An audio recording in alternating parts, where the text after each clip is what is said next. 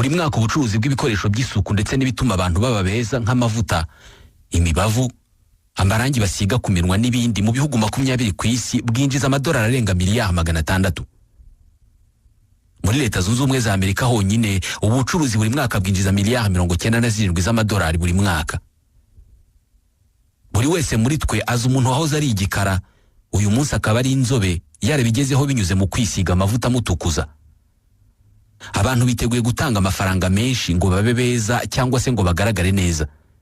Kwiyogoshesha, kwambara imyambaro ihenze, gucisha inzara no kuzisiga amabara, kwisiga ibitako mu isura, gukora imyitozo ngororamubiri ihindura imiterere yawo. Uyu munsi noneho hari n'ikoranabuhanga bagendana muri telefoni ribafasha guhindura amafoto bakayahindura uko babishaka, cyane cyane bakigira beza mu mafoto, bakaba beza cyane kuruta uko basa mu buzima busanzwe. Babyita filtre embellisseur. Yifata amafoto akayashyira muri iryo koranabuhanga riba muri telefone. Niba ari igikara akiyongerera inzobe, niba afite amatwi mato akayongera cyangwa se akayagabanya, agaconga amazuru ye, akiyongerera iminwa cyangwa se akayigabanya ku buryo ku ifoto aba atagira inenge. Ndabasuhuje, nitwa Ismael Mwanafunzi.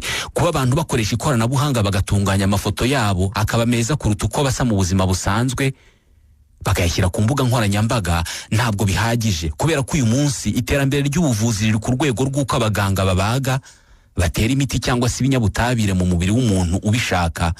Ibice by'umubiri we byifuzwa bigahindura imiterere ku buryo asa neza neza nk'uko asa kuri ya foto ye yavuguruye, yacishije muri rya koranabuhanga. Ufite isura utishimiye, nta kibazo kirimo, kubera ko uyu munsi barakubaga bakayigukuraho bakaguteraho indi wumva wishimiye. Urashaka kugira amazuru ya Cristiano Ronaldo? Nta kibazo, ufata ifoto ya Cristiano Ronaldo cyangwa se y'amazuru ye ukayishyira umuganga, agaconga yo yawe akayahindura nkaye. Iminwa yawe ni mito kandi wifuza ko iba minini. Mu gihe kitageze ku minota 30 bagutera inshinge zirimo ibinyabutabire nka toxine botulique cyangwa se acide hyaluronique. Iminwa yawe ikabyimba, ariko ku kihe kiguzi? Kuzihe ngaruka? Inyota y'ubwiza cyane cyane mu rubyiruko ntabwo yigeze igera ku rwego iriho uyu munsi. Inyota yo kuba beza no kugaragara neza ibatwaza igitugu ku buryo batakigenga, ahubwo gushaka ubwiza nibyo bibakoresha ibyo bakora byose. Imyitozo ngororamubiri ntabwo ikigamije gushaka ubuzima bwiza, igamije kuba mwiza. Ibi nta nubwo bikiri iby'ab'igitsina gore gusa, kubera ko n'ab'igitsina gabo buri mwaka batanga miliyoni nyinshi z'amadolari bagakoresha service z'ubuvuzi ndetse n'ibinyabutabire bitagira ingano bishyira mu mubiri bagamije guhindura imibiri yabo mu buryo batekereza butuma baba beza kuruta uko bavutse. Buri mwaka abaganga babaga abantu ngo babahindure babagire beza binjiza nibura miliyari 50 z'amadolari. Ibi byaje bite? Birimo izihe nyungu? Bimera bite iyo bigenze nabi ku muntu wabikoze? Tubahaye ikaze muri iki kiganiro.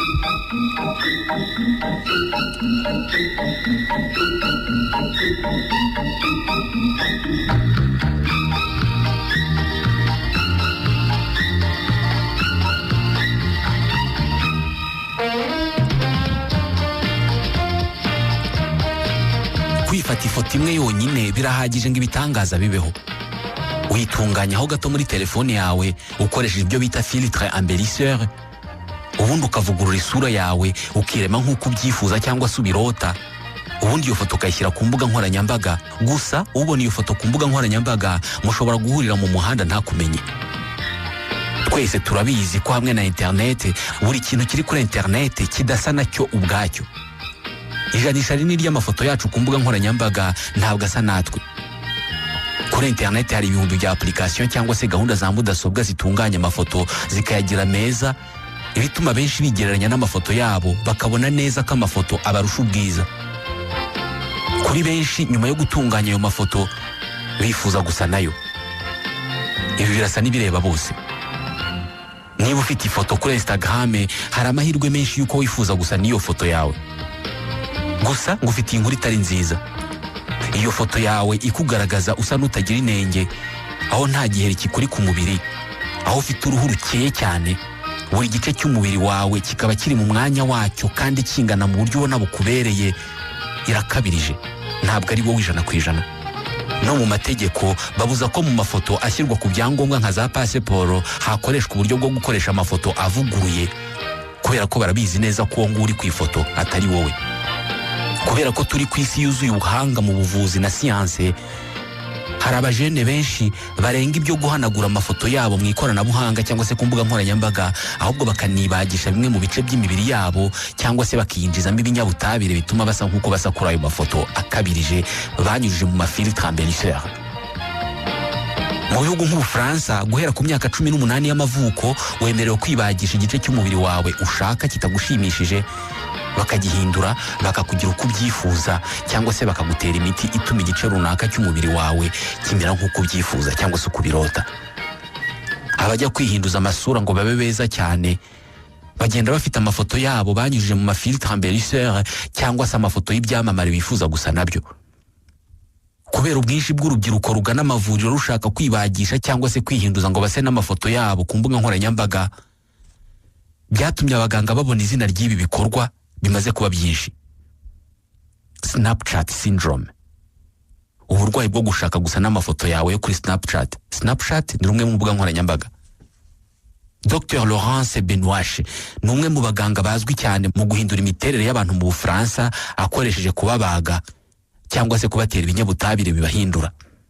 Mu Bufaransa hari benshi bagendana amasura yabahaye batavukanye. Ça veut dire qu'en fait ils prennent une photo dans Snapchat, ils font des filtres kuri Snapchat bakayinyuza muri rya koranabuhanga riyitunganya ry'amafilters, ubundi bakayinzanira bambwira ngo barashaka gusa n'iyo foto.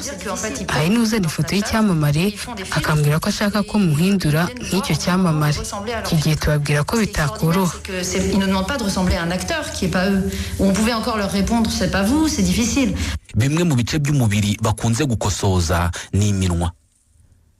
Benshi baba bashaka kwiba minini, babatera mu rushinge acide hyaluronique. Iki ni ikinyabutabire gituma uruhu rw'umuntu rukomera rugakweduka kandi ntiruzeho iminkanyari. Ni ikinyabutabire cyakunze gukoreshwa n'abageze mu zabukuru bashaka guhisha ugusaza kwabo, kubera ko iki kinyabutabire kirwanya iminkanyari, ariko muri iyi minsi kirimo gukoreshwa cyane n'urubyiruko ruri hagati y'imyaka 18 na 35 mu bihugu bigiye bitandukanye byiganjemo ibikize. Urushinge rurimo acide hyaluronique batera mu mubiri rutuma uwo munwa ubyimba ukagera ku rwego nyirawo yifuza bitewe n'ingano y'iyi acide bawuteyemo, ariko bikamara umwaka umwe n'igice bakongera kuguteramo indi acide. Ibihumbi by'abasore n'inkumi hanze ahangaha bafite imibiri isa n'isubiwemo. Ikoranabuhanga rikoreshwa mu gutunganya amafoto ku mbuga nkoranyambaga ryatumye urubyiruko rwinshi rwibona mu masura mashya, kubera ko uko yifotoza ifoto akayicisha mu mafiltre embellisseur cyangwa se akayihanagura akabona uburyo abaye mwiza kuri iyo foto, bituma benshi batera intambwe ikurikiyeho yo gushaka ubwo bwiza noneho mu buryo bwa nyabwo.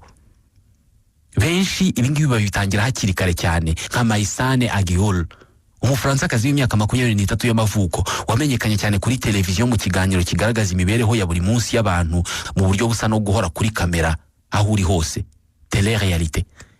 Yamenyekanye cyane mu kiswe Marseillais aux Caraïbes. Ni icyamamare cyane ku bajene b'Abafaransa, benshi bifuza kuba nkawe. Akurikirwa n'abantu 665 kuri Instagram. Amasaha menshi y'umunsi we ayamara kuri telefone areba amafoto ye ayatunganya ku buryo asa nk'uko abyifuza kandi yihindura ukundi uko abishatse. Yiyerekana nk'uko yifuza gusa. Uko atunganya izuru rye kuri Instagram ngo ringana uko abishaka, ni nako abikora mu buzima busanzwe, kubera ko iryo zuru rye ryatewe inshinge zitari munsi yenye ryinjizwamo ibinyabutabire birimo acide hyaluronique cyangwa se toxine botulique, benshi bayizi nka botox. Iyo avuga ku byo kwibagisha agamije gukosora umubiri we ngo abe nk'uko abishaka, wumva nta mupaka afite. Yiteguye gukora byose ngo ase nk'uko abyifuza. Yibagishije ubwa mbere afite imyaka 18.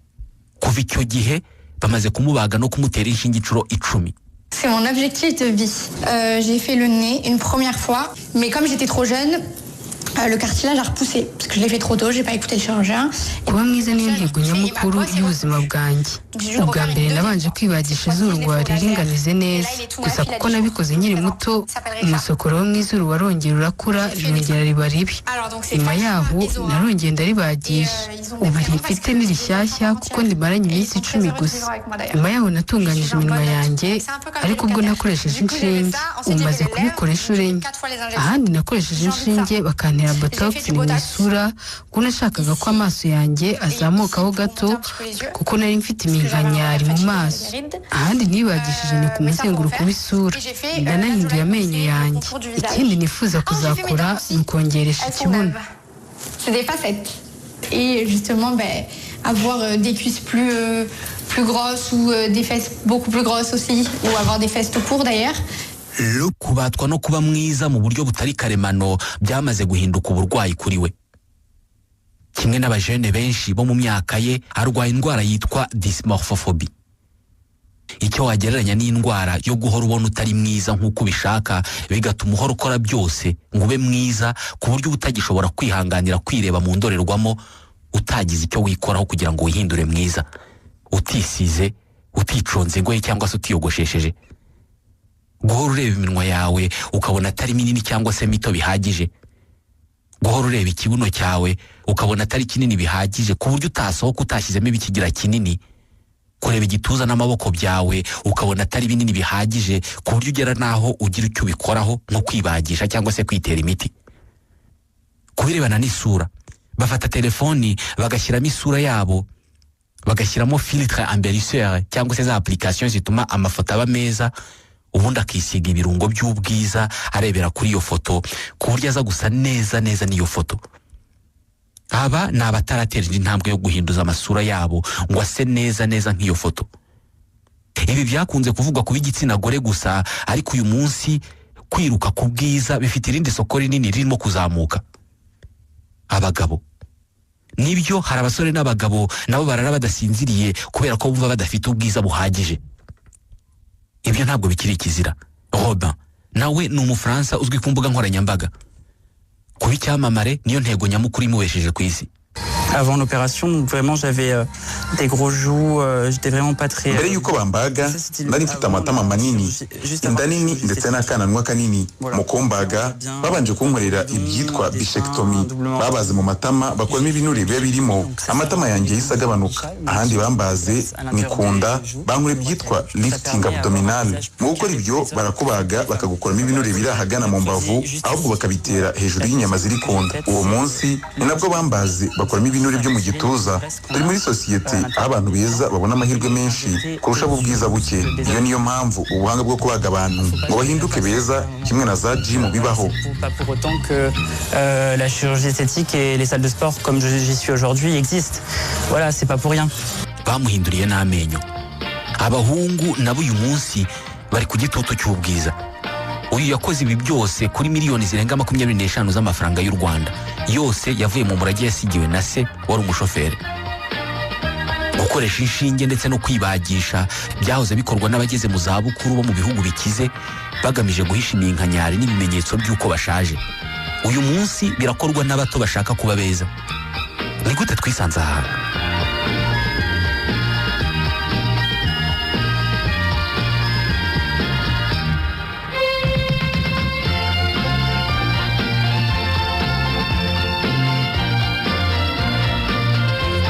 Muri Leta Zunze Ubumwe za Amerika guhera mu mwaka wa 2010 kwiteza no kwitera inshinge zirimo ikinyabutabire cya toxine botulique cyangwa botox ku bajene bari hagati y'imyaka 20 na 29 byazamutseho hejuru ya 28% kandi birimo birazamuka mu bihugu hafi ya byose by'isi.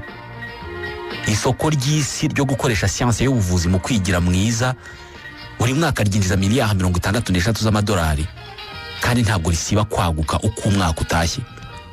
Kugira isura itagira inenge ntabwo bigihagije, ahubwo abantu barashaka amasura ameze nk'ayo barota mu nzozi. Imbuga nkoranyambaga zereka abantu amasura yabo akabirije ku buryo bigoye no guhinduka nk'iyo sura yawe yakozwe n'ikoranabuhanga. Gusa abantu biteguye kugera kure hashoboka kugira ngo base n'ayo masura. Ibi byatangiye bite? ni ryari abantu batangiye gukoresha ubuhanga bw'ubuvuzi mu guhindura imiterere y'umubiri w'umuntu. Tekinike n'ibinyabutabire nka botox ndetse na acide hyaluronique nta ngaruka bigira ku buzima bw'abantu. Inyandiko ya mbere ivuga ku buvuzi bugamije ubwiza bw'umubiri ndetse no gusana ibice by'inyuma by'umubiri w'umuntu byangiritse ni Papyrus d'Edwin Smith. Iki nicyo gitabo kivuga ku buvuzi bwo kubaga abantu gishaje kurusha ibindi byose byo ku isi, cyanditswe mu mwaka w'1500 mbere y'ivuka rya Yezu Kristo. Muri iki gitabo ushobora gusomamo uburyo abanyamisiri ba kera bomuraga ibikomere bakoresheje ubuki. Ni igitabo kinagaragaza uburyo kubaga izuru ari bwo buvuzi bugamije ubwiza bwakunze gukorwa cyane mu myaka ya kera, ubuvuzi butaratera imbere. Nibyo kwiruka ku bwiza byatangiye kera. Mu Misiri banahavumbuye ino ry'igikumwe rikozwe mu giti rimaze imyaka 3000. Ryari ino ryakorewe umukobwa w'umupadiri wari waragize ibyago byo gucika ino. Birumvikana muri iki gihe nibwo abantu batangiye gukoresha ubuhanga bwabo mu gukura ku mibiri yabo ubusembwa. Ahagana mu mwaka wa 600 mbere ya Yezu, umuganga w'umuhindi witwaga Sushruta Samhita yavumbuye byinshi mu birebana no gusubiranya izuru ry'umuntu ryacitse cyangwa se ryakomeretse. Muri iki gihe mu Buhindi abagizi ba nabi, abajura cyangwa se abasambanyi babahanishaga kubaca amazuru. Iki cyari igihano gikomeye kubera ko ku mubiri w'umuntu amazuru yafatwaga nk'igice kigaragaza ikuzo n'ubwiza bw'umuntu. Babonye rero ko nta gihano gikomeye bakorera umugizi wa nabi nko kumwambura ubwiza bwe, kumwambura iryo kuzo. Nuko batangiye guhana abantu babaciye amazuru. Ibi bigomba kuba ari nayo mpamvu amazuru ari cyo gice cya gatatu kibagwa cyangwa se gihindurwa ku bantu benshi bashaka ubwiza. Banza ari nayo mpamvu mu byo batobora izuru ririmo. Igice cy'umubiri kibagwa kurusha ibindi ku bashaka ubwiza ni amabere. Hagakurikiraho gukura ibinure mu bice bitandukanye by'umubiri, ubundi hakaza guhindura imiterere y'amazuru. Uyu muganga w'umuhindi Sushruta Samhita niwe wavumbuye ubuhanga bwa kiganga bwo gufata ku ruhu rwo mu gahanga cyangwa se ku kananwa bakarukoresha mu gusana izuru ryangiritse cyangwa se ryacitse. Nyuma yaho mu bwami bw'Abaromani undi muganga witwaga Celsus yabashije noneho gusana iminwa y'umuntu yangiritse ndetse n'amatwi. Ibirebana no kongera ingano y'amabere byo byakozwe bwa mbere mu mwaka w'1895 bikozwe na Vincent Cherny wari umuganga w'umunya-Autriche. Uyu yabashije gusubiranya ibere ry'umugore bari barakuyemo kanseri. Mu 1901 nibwo bwa mbere noneho bakoze ibyitwa facelift. Uku ni ukubaga isura y'umuntu, uruhu rwayo bakarukwedura ku buryo ku muntu wari ushaje iminkanyari yose yitirigita, agahinduka umujene kubera ko baba bakweduye uruhu ya minkanyari gasibama. Byavumbuwe na Eugene von Hollande. Uyu yabikoreye bwa mbere ku mutegetsi w'umunya-Polonye mu 1901 utarashakaga kugaragara nk'ushaje. Bafata uruhu rwo mu maso bakarukurura, noneho aho barukururiye naho babaze bakahisha inyuma y'ugutwi. Inyuma y'ugutwi habasa nk'ahaziritse hari n'inkovu. Inkovu bazihisha inyuma y'amatwi aho nta muntu uzazibona usibye nyirazo cyangwa se umuturutse inyuma. Iterambere rikomeye ryo gukoresha ubuvuzi mu gushaka ubwiza no gusana ibice by'umubiri byangiritse ryabayeho mu ntambara ya mbere y'isi. Iyi ntambara yakomerekeje miliyoni z'abantu, abandi ibaca ibice bitandukanye by'umubiri. Mu ntangiriro ibitaro byavuraga inkomere z'intambara, icy'ingenzi byabaga bishaka kwari uko uwo muntu adapfa. Kuba igisasu cyaramwangije isura ntabwo aricyo cyabaga kibahangayikishije. Bashakaga ko akira nubwo isura yaba yaramuvuyeho. Uko niko ibihumbi by'abarwanyi bisanze bafite amasura yangijwe n'ibisasu ku rwego wasangaga hari ibice byinshi byo mu isura adafite. Ibi ntabwo byagombaga gukomeza uku nguku, ari nayo mpamvu abaganga bize no gukuraho ubusembwa bwatewe n'intwaro.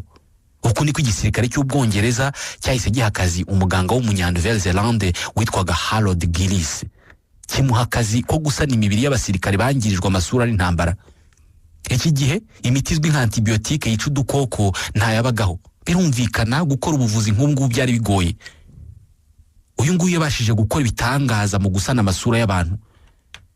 Yahise atangira ubukangurambaga mu gisirikare cy'Ubwongereza asaba ko hashyirwaho ibitaro byihariye bivura abasirikare baciwe bimwe mu bice by'umubiri cyane cyane mu isura. Yarumviswe kubera ko mu 1917 ibitaro bya Queen's Mary Hospital byahise bifungura imiryango, biba ibitaro bya mbere byatangiye ibyo gusana amasura y'abantu yangijwe n'ibisasu mu ntambara ya mbere y'isi. Mu gihe cy'intambara ya mbere y'isi, Gillis n'abagenzi be babashije gusana amasura y'abantu 11,000 ku nshuro ya mbere, aho kugira ngo ubuvuzi bwite ku kurokora ubuzima bw'abantu gusa, ahubwo noneho banitaye ku kureba uburyo uburanga bw'uwo muntu bwangiritse bagerageza kubusana bukagaruka.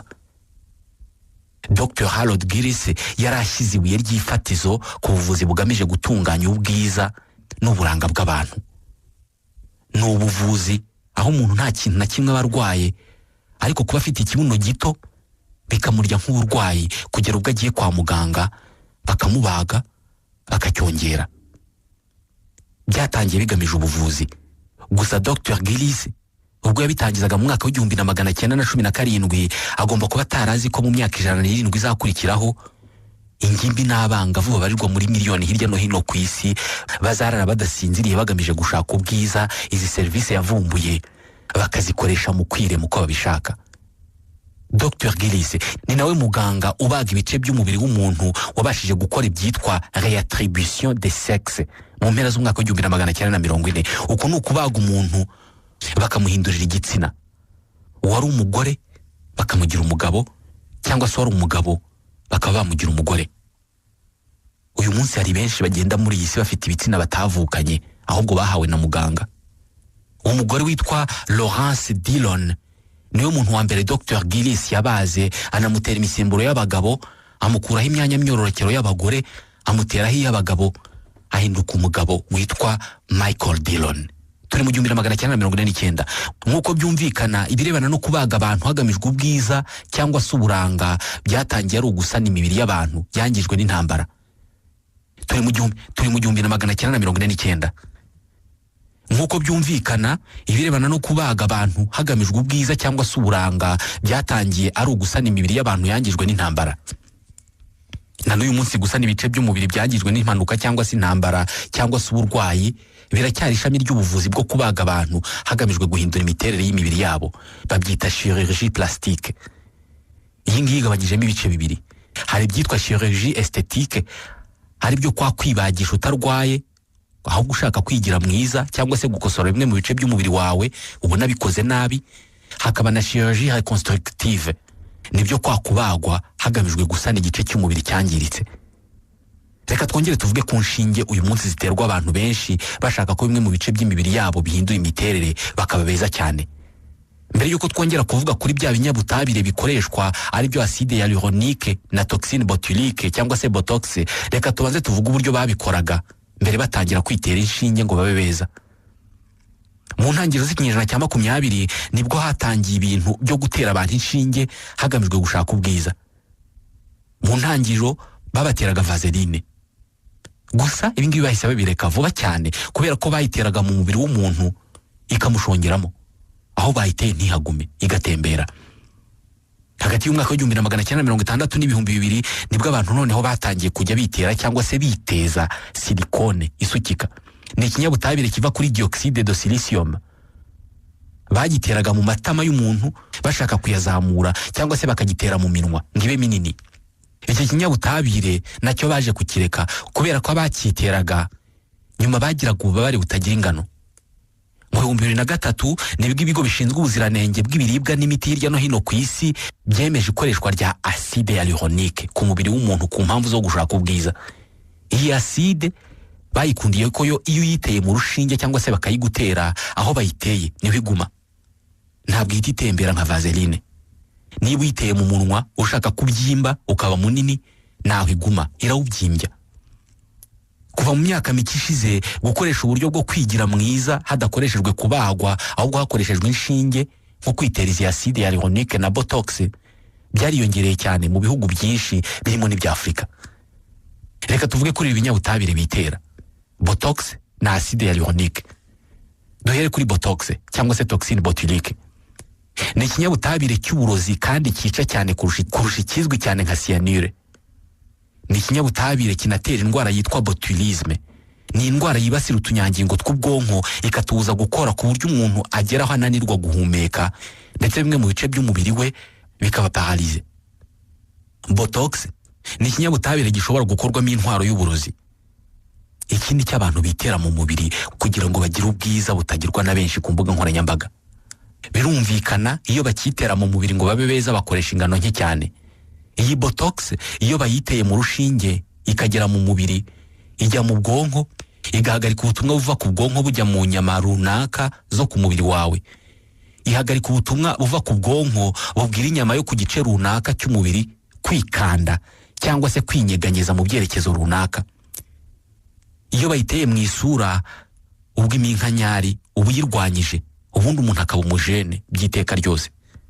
Uko kubuza ibice by'umubiri bayiteyemo kunyeganyega uko bishatse nibyo bituma bavuga ko umuntu wabyiteye nko mu isura hari ibimenyetso by'umubiri bimugora gukora. Nko kwica ijisho bishobora kumugora. Inshuro ya mbere batera umuntu toxine botulique hari mu myaka ya za 70. Iki gihe ariko ntabwo bashakaga gukuraho iminkanyari ku ruhu rw'umuntu. Umuganga w'amaso witwaga Alan Scott niwe wahinduye ubu burozimo umuti ugurishwa muri za farumasi.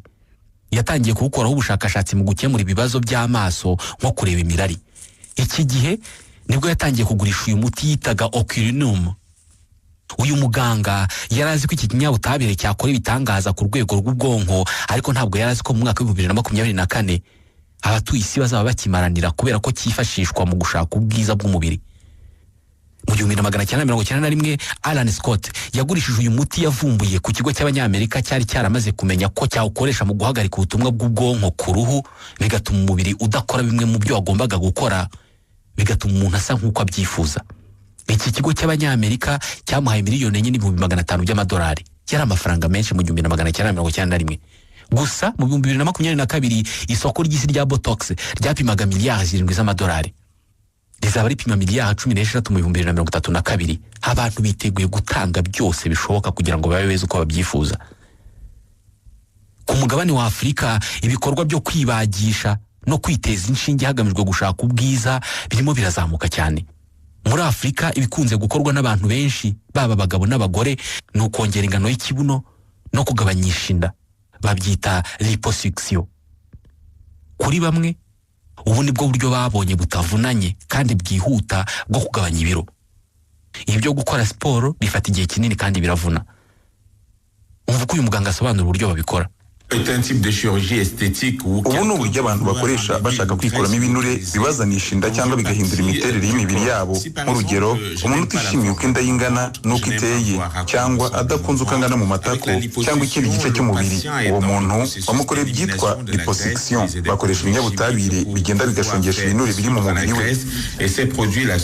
Abantu benshi babyibushye kandi bashaka kugaragara neza badakoze siporo kandi bafite amafaranga bakoresha ubu buryo. Aba ni abantu bihebeye kugaragara neza batitaye ku zindi ngaruka ziterwa n'umubyibuho ukabije. Hano umuntu agaragara nk'udafite umubyibuho ukabije kubera ko uwo mubyibuho aba yawuhishe, ntabwo aba yawurwanyije. Izindi ngaruka zose ziterwa n'umubyibuho ukabije zo zigumaho. Ibi ni ibikorwa umuntu akorerwa uyu munsi, mu minsi biragasubira mu kazi yarahindutse ntawe uzi uko byagenze. Mu mwaka wa 2019 hari umuryango witwa American Society of Plastic Surgeons wagaragaje ko abanyamerika miliyoni 15 aribo bari bamaze kugira ibikorwa bakorerwa birimo kubagwa cyangwa se guterwa inshinge hagamijwe gushaka ubwiza no guhindura imiterere ya bimwe mu bice by'imibiri yabo. Kwitabirwa no guhurirwa n'abantu benshi byatumye mwene ibi bikorwa bizamo uburiganya bwinshi. Mu gihugu cy'Ubwongereza bibarwa ko umwe mu bantu 5 batanga izi service zo kongerera abantu ubwiza binyuze mu kubabaga cyangwa se mu kubatera inshinge itangwa mu buryo budatekanye, bitewe n'uko itangwa n'umuntu utari umuganga, udafite ibikoresho cyangwa se urimo kubishakamo indonke. Mu bihugu byinshi by'umwihariko ibya Afurika, abatanga service zo gutunganya imisatsi cyangwa se gusiga abantu ibibagira beza basigaye banatanga service zo gutera inshinge ngo abantu bagire ubwiza. Bamwe muri bo babikora by'uburiganya, bagatera ababagana ibitari ibinyabutabire byabugenewe. Bamwe baterwa amavuta asanzwe yo kwisiga, uyatewe bikamugiraho ingaruka zikomeye. Abandi bashyirwamo ibinyabutabire bitujuje ubuziranenge bikabatera ingaruka mu mibiri n'ibindi. Amategeko mu bihugu ahana ibikorwa by'uburiganya bunyuze muri izi nzira. Gusa birasa naho igihe cyose abantu bazaba ku isi bafite ubushobozi bwo kugereranya uburanga bwabo, igihe cyose hazabaho imbuga nkoranyambaga zigena uko umuntu mwiza agomba kubasa, abantu bamwe bazashyira imbere igikorwa cyo gushaka ubwiza imbere y'ibindi byose. Abantu bamwe bazumva ko intego nyamukuru ibabesheje ku isi ari ukuba beza. Bazakora ibibaho n'ibitabaho kugira ngo babe beza. Bazisiga ibyo bazi n'ibyo batazi ngo babe inzobe. Bazibagisha bimwe mu bice by'umubiri, ibindi babyongereshe, ibindi babikureho burundu. Bazemera no kwihanganira ububabare bwabo bwo ku mubiri n'ubwo ku mutima, ariko bagaragare neza. Nshuti bakunze mwadukurikiye, ikiganiro cya none nta tugisoreje. Tubashimira ko mudasiba kutwumva. Nitwa Ismael Mwanafunzi, ndabashimiye.